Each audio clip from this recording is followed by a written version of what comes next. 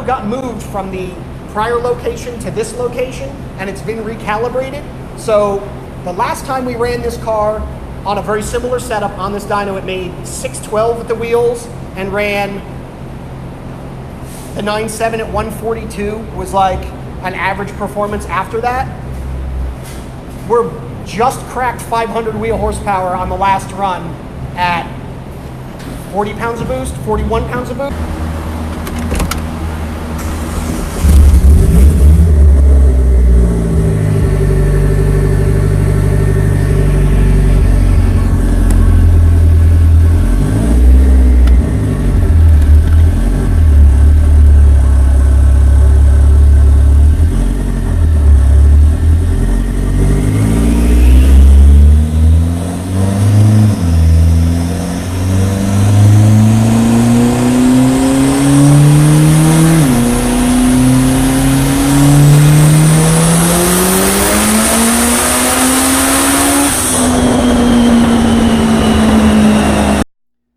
Okay, so this is the results after our first 3 dyno pulls. The first pull in red was at 32 psi of boost. That's our minimum boost level at the track and has run about 135 miles an hour. The second pull in green is at 36 psi of target, and the third pull was at 40 psi in blue. You can see the blue chart has a healthy margin over the other two and peaks at about 501. But it makes an average over 500 for a good amount of spread here. So this runs about 100. The blue line runs about 139, 138 mile an hour trap speeds. So we're going to use this as our baseline to go forward. We're going to try and make one more run at 44 pounds of boost. We've made 4 passes so far. We got one at 30 pounds, one at 34. No, excuse me, 32, 36, 40 pounds. And I set the target to 44 on the last run, but wouldn't do it. Would only make about 41 pounds of boost. The exhaust pressure went up and the boost did not. Ran all those runs with the same timing map, same fuel settings. I moved a little bit of the individual cylinder fuel trim around to try to even out the EGTs, and that's working out pretty well. So this next couple runs, we're gonna start putting in ignition timing and seeing if we can make a little bit more power.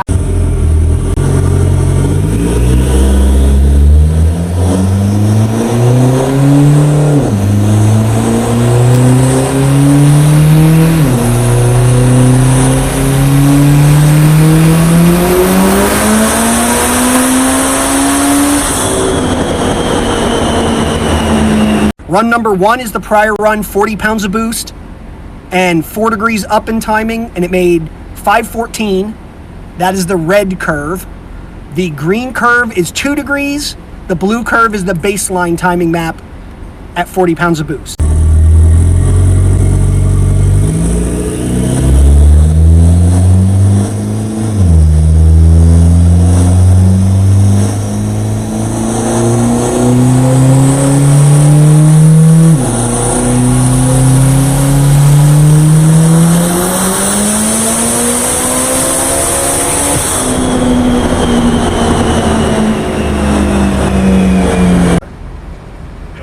Yeah, there we go. What's that? All right, so it made 521. The blue line is that last run with 6 degrees of timing added. The red line is 4 degrees. The green line power. It did pick up everywhere from another 2 degrees of timing. So I'm going to take a look at the graph and, or excuse me, look at the data log, make sure we're all square, and I'm actually going to let the car cool off for a little bit. So I'm going to take a break for a couple minutes, and then I think we'll come back on the live video in a few. This run is going to be 40 pounds of boost and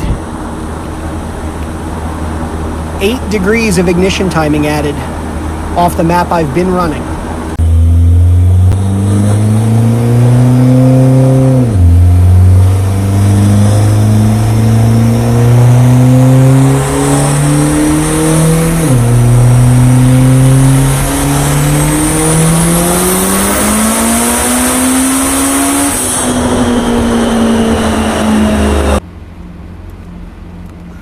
All right.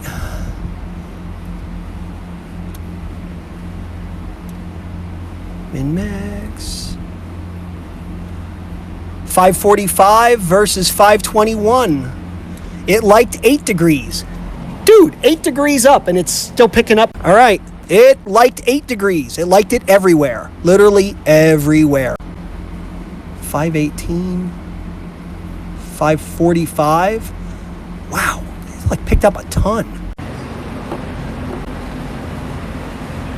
All right, it's picked up significantly. Blue line is plus 4 degrees, green line is plus 6 degrees, red line is plus 8 degrees of ignition timing, and it's picked up everywhere, and it's holding a little better too.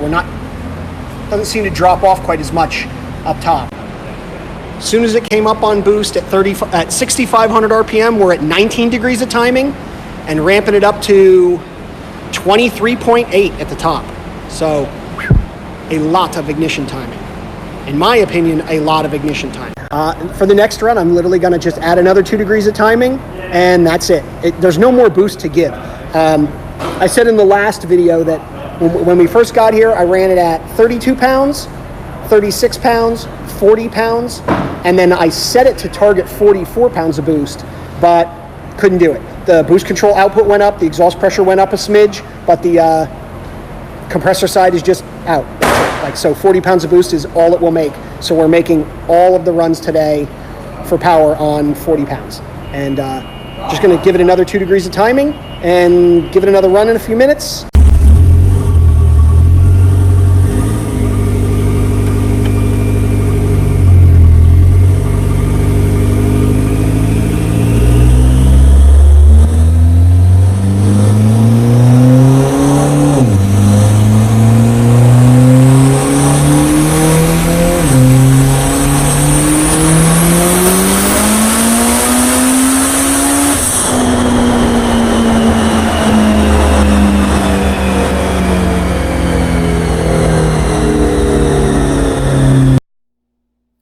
Okay, so this is our graphs of runs 8, 9, and 10 overlaid. 8 is in blue. That's at 8 degrees of ignition timing and 40 pounds of boost.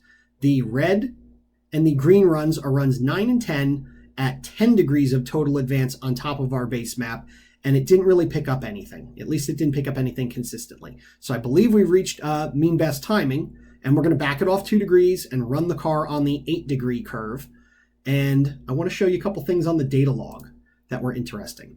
So from altering the individual cylinder trims for fuel, we went from on pull 3 with the base timing map, we were peaking at over 1,600 degrees on almost every cylinder, and we had cylinder number 2 as significantly cooler than the rest.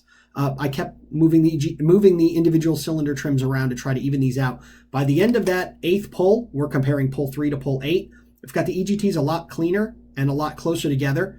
But also we've dropped the actual absolute temperature by at least 100 degrees per cylinder. So that's kind of one of the things that happens with reducing timing, or with increasing timing, is you reduce EGT. Here's a graph of RPM. The 2 green lines are RPM. The light blue line is the ignition advance on pull number 3, and dark blue is the ignition advance on pull number 8. So we were 8 degrees complete up. Oh, sorry. We were 8 degrees up, but the curve is the same. And as far as the drop due to ignition timing, this is cylinder 1, this is cylinder 2. I just picked 2 random ones. On peak numbers, we're looking at 1630 versus 1530.